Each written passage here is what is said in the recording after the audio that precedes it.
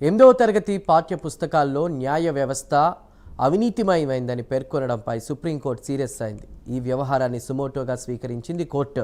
ఈ అంశం తనను తీవ్రంగా కలిచివేసిందని సిజేఐ సూర్యకాంత్ అన్నారు. వ్యవహారంపై తగిన చర్యలు తీసుకుంటామని కూడా ఇప్పటికే సిజేఐ తెలిపారు. ఇదే అంశంపై పూర్తి వివరాలు మా ఇన్పుట్ ఎడిటర్ నరసింహారావు అందిస్తారు. నరసింహారావు, రియాక్షన్ ఎలా చూడాలి సిజేఐ దీనికి సంబంధించి కూడా?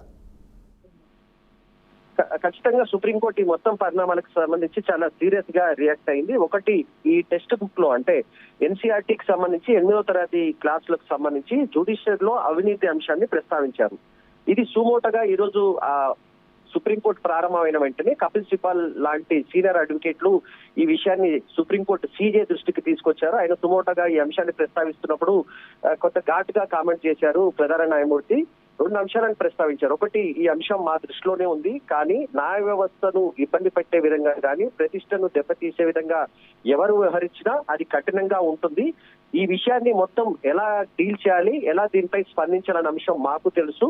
చట్టం తన పని తను చేసుకుపోతుందని కూడా అంశాన్ని ఆయన ప్రస్తావించారు. సో కీలకమైన వ్యాఖ్యలుగానే దీన్ని చూడాల్సి ఉంటుంది. ఈ టెక్స్ట్ బుక్ లో జ్యుడిషియరీ అవినీతి అంశాన్ని ప్రస్తావించడం, చిన్న పిల్లలకు 8th క్లాస్ పిల్లల నుంచి కూడా న్యాయ వ్యవస్థపై కొంత ఇబ్బందికరమైన అభిప్రాయం కల్పించే విధంగా ఉందని చెప్పేసి కొంతమంది సీనియర్ అడ్వకేట్లు నిన్నటి నుంచి కూడా కొంత ఆందోళన వ్యక్తం చేస్తున్న నేపథ్యంలో ఈ రోజు సుప్రీంకోర్టు ఉదయాన్నే సిట్టింగ్ జరిగిన వెంటనే ఈ అంశాన్ని కపిల్ సిబాల్ తో పాటు మరికొంతమంది సీనియర్ అడ్వకేట్లు సీజే ముందుకు తీసుకొచ్చారు. సీజే ఈ అంశాన్ని తీవ్రంగానే స్పందించారు.